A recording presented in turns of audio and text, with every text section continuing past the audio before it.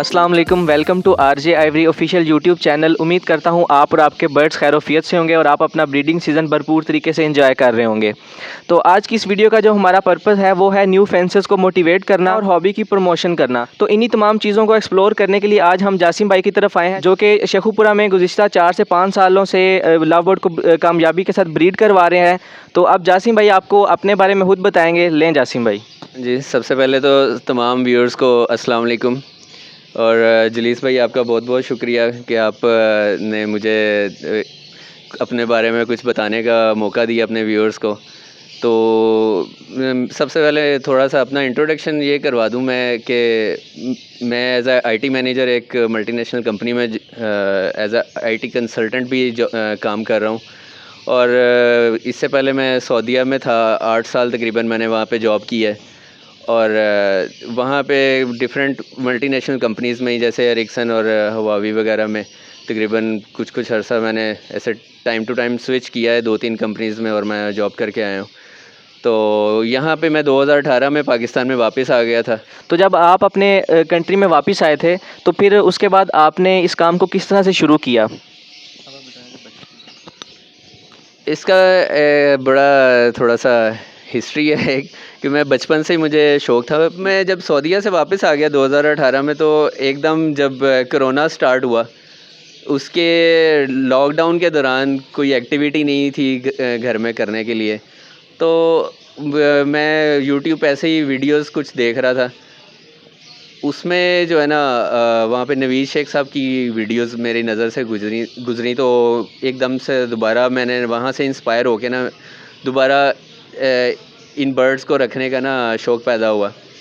तो मैंने वहाँ पे कुछ 3 से 4 पेयर्स ही मैंने अपने घर में ब्रीड के लिए ले आया। तो आपने इस बर्ड हॉबी में कौन सी म्यूटेशन से अपना स्टार्ट लिया और किस तरह से आपने जो पहली दफ़ा बर्ड लाइन को ब्रीड किस तरह करवाया अपने पास?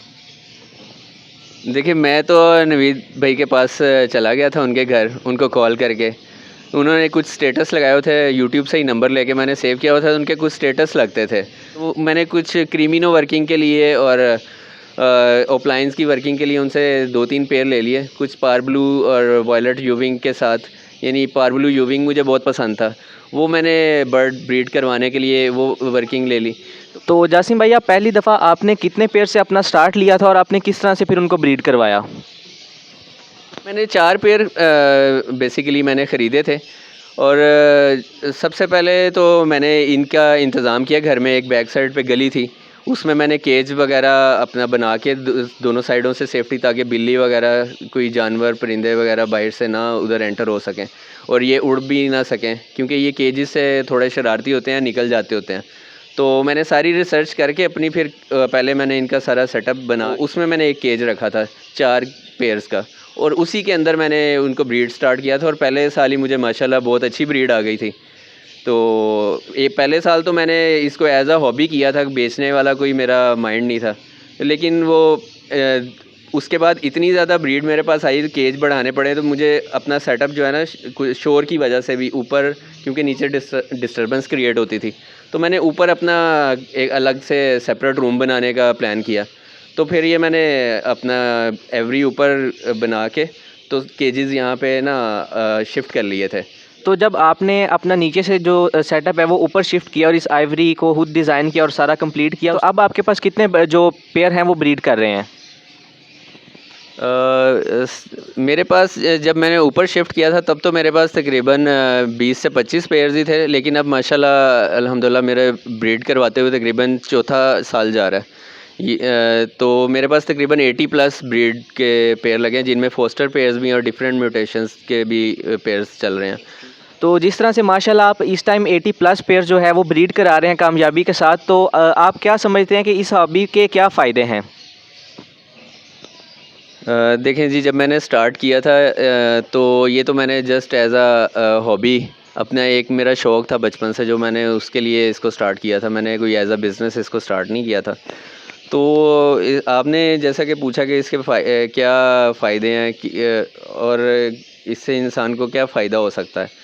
तो मैंने जो ऑब्ज़र्व किया है, इसमें एक तो इंसान नेचर के करीब रहता है हमेशा। दूसरा, इसमें आप आपका फाइनेंशियली भी आपकी सपोर्ट हो जाती है। आप इसको एज अ साइड बिजनेस भी कर सकते हैं। दूसरा, आप इसको स्ट्रेस फ्री अपने आप को रखने के लिए इस हॉबी को आप कर सकते हैं।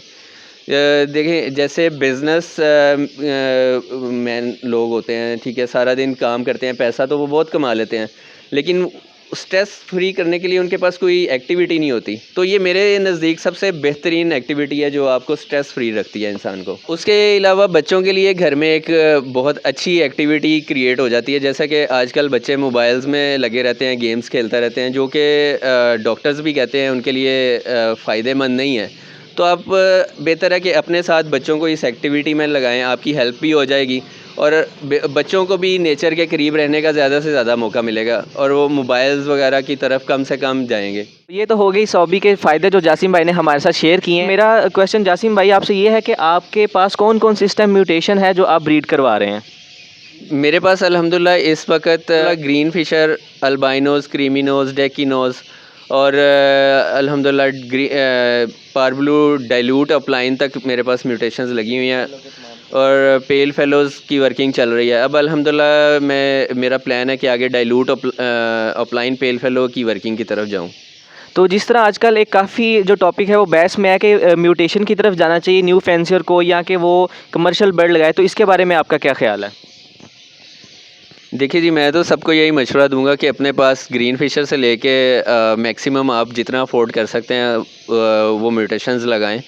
लेकिन मेरा ज़ाती मशवरा ये है कि कमर्शियल बर्ड्स आपके पास होने चाहिए।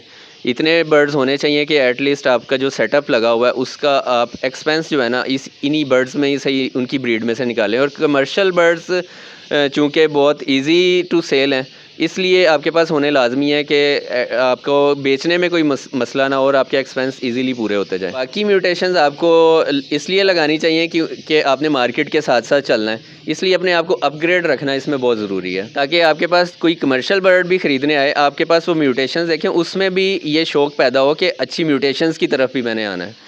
तो हमें बर्ड कहाँ से ख़रीदना चाहिए? जैसे कि कोई न्यू फेंसर होता है तो उसको आप किस तरह से गाइड करेंगे कि वो जब बर्ड की परचेजिंग के लिए जाए, क्योंकि यही सबसे एक अहम पॉइंट होता है अच्छी ब्रीड लेने के लिए भी, कि आपने अच्छा बर्ड ख़रीदा हो पहले, तो वो कहाँ से जाके अपना जो बर्ड है वो परचेज़ करेगा? देखिए, मैं तो जिसने भी इस हॉबी को बिज़नेस पर्पज़ के लिए इसमें आना है ना, तो मैं तो उसको मशवरा दूंगा कभी भी बर्ड्स आप किसी शॉप से जाके ना ख़रीदें, किसी अच्छे ब्रीडर से या किसी छोटे ब्रीडर से भी ख़रीद लेंगे। सिर्फ उसका आपको पता होना चाहिए कि आप बर्ड्स जो ले रहे हैं उसके पेरेंट्स कौन से हैं, उसकी क्वालिटी कैसी है, ठीक है, तो आप इजीली अच्छी बाइंग कर सकते हैं। शॉप से इसलिए मैं मशवरा नहीं दूंगा, आपको उसकी बर्ड की लाइन का नहीं पता होगा। अगर किसी भी ब्रीडर से आप ख़रीदेंगे ना, पाकिस्तान में अल्हम्दुलिल्लाह बड़े ब्रीडर भी हैं, छोटे ब्रीडर भी हैं और सबके पास बहुत अच्छी लाइन के बर्ड्स चल रहे हैं जो पेडिग्री बर्ड्स होते हैं, ठीक है। आप अगर तो कमर्शियल बर्ड ले लें, उनमें तो ये मास्किंग वगैरह चेक करने की ज़रूरत ही नहीं पड़ती। म्यूटेशंस में जब आप जाएंगे तब तक आपको इतनी समझ आ चुकी होगी कि आपने कौन सा बर्ड ख़रीदना है। और अल्बिनोज़ और क्रीमिनोज़, डेकिनोज़, इस तरह के कमर्शियल बर्ड्स अगर आपने ख़रीदने हैं तो उसके लिए आपको जस्ट इतना चेक करना पड़ेगा कि उसमें बर्ड ओवरऑल हेल्दी हो एक तो, ठीक है, देखने में उसमें फ्लाइंग में उसके नेल्स, टेल्स, उसके एवरीथिंग ओके होनी चाहिए। तो जैसा कि आपने बताया कि आपके पास रेड आई बर्ड भी जो ब्रीड कर रहे हैं, तो आपके पास उनकी जो प्रोडक्शन है वो किस तरह से आ रही है? मेरे पास अल्हम्दुलिल्लाह split inno two split inno भी वर्किंग चल रही है, red eyes two split inno भी और red eyes two red eyes भी चल रही है और अल्हम्दुलिल्लाह अच्छी ब्रीड आ रही है। तो जिस तरह से आप कामयाबी के साथ अपना जो रेड आई बर्ड है उसको आप ब्रीड करवा रहे हैं, आजकल एक क्वेश्चन आ रहा होता है न्यू फेंसियर्स की तरफ से कि हमारे जो रेड आई बर्ड है उनका सर्वाइवल बहुत कम है और एक्सपायरीज बहुत ज़्यादा हो रही हैं, तो इसके बारे में आप थोड़ा सा गाइड करें कि आप किस तरह से प्रोडक्शन को रेड आई की इन्हांस कर सकते हैं? देखें जी, इसमें अल्बाइनो या क्रीमिनोज़, ये रेड आइज़ बर्ड जितने भी होते हैं, पेल फेलो से लेके डन फेलो तक, तो इसमें मोर्टेलिटी का रेट जो है ना बहुत ज़्यादा हाई होता है। इस वजह से आ रहा होता है क्योंकि बर्ड जो है ना फीड नहीं ले पा रहे होते अपने पेरेंट्स से। जब ये चिक्स हैच होते हैं ना तो कुछ तो एनर्जी उसकी वहाँ पे हैच जब होते हैं बर्ड्स उसी में ही वेस्ट हो जाती है और फिर इतने ज़्यादा वीक हो जाते हैं उसमें इतनी सख्त नहीं होती कि वो पेरेंट्स से फ़ीड मांग सकें और वो उनको फ़ीड करवाएं। और नए जो ब्रीडर्स होते हैं, नए फैंसियर्स, उनको इन चीज़ों का पता नहीं होता, तो वो इसको फॉलो नहीं कर रहे होते कि कैसे इनको सरवाइव करवाना है। तो बेसिकली इनको सरवाइव करवाने के लिए आपको उनको थोड़ा थोड़ा ख़ुद भी फ़ीड करवाना पड़ता है। मैं तो इनको फ़ीड करवाता हूँ खुद से। जब तक बर्ड खुद फ़ीड लेना शुरू न कर दे, मैं उनको फ़ीड करवा के उन्हीं के पेरेंट्स के नीचे रख देता हूँ।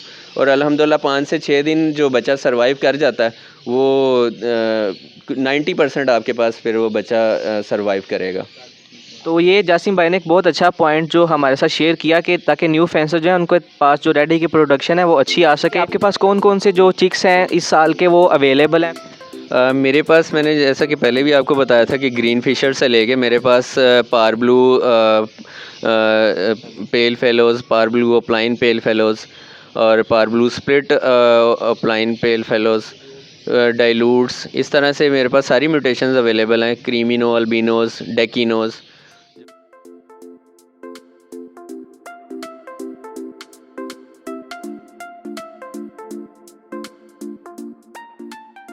तो अगर कोई न्यू फैंसर आपको जासिम भाई विज़िट करना चाहे और आपसे कुछ गाइडेंस लेनी चाहे या कोई बर्ड अगर परचेज़ करना चाहे तो वो आपसे किस तरह रब्ता कर सकता है? मैं इंशाल्लाह हाज़िर हूँ आपके तवस्सुल से। आप अपने व्यूअर्स के साथ नंबर मेरा शेयर कर सकते हैं, ठीक है। अगर किसी ने कोई बीमारी के लिए कोई प्रॉब्लम आ रही है, कैसे उनको हैंडल करना है, हैंड फीड नहीं करवा पा रहे, कुछ इश्यूज़ हैं, मैं हाज़िर हूँ। और अगर किसी ने मुझसे बर्ड भी परचेज़ करने हैं तो आप मेरा नंबर शेयर कर दीजिए, मैं हाज़िर हूँ सबके लिए। तो व्यूअर्स, उम्मीद करता हूँ आपको आज की वीडियो अच्छी लगी होगी और जासिम भाई का मैं शुक्रिया अदा करना चाहूँगा कि उन्होंने हमें अपने कीमती वक्त में से टाइम दिया। और जो नेक्स्ट वीडियो होगी वो आइवरी के डिज़ाइन पे हम बनाएंगे जासिम भाई के साथ ही, क्योंकि इनकी जो आइवरी है जो इन्होंने अपने बर्ड रूम बनाया वो काफ़ी खूबसूरत है। तो मैं चाहूँगा कि आपको भी ये विज़िट प्रॉपर तरीके से करवाई जाए। कंस्ट्रक्शन है वो भी आपके साथ शेयर करेंगे। तो आज की वीडियो को इधर ही ख़त्म करते हैं। उम्मीद करता हूँ आपको वीडियो अच्छी लगी होगी। Thanks for watching.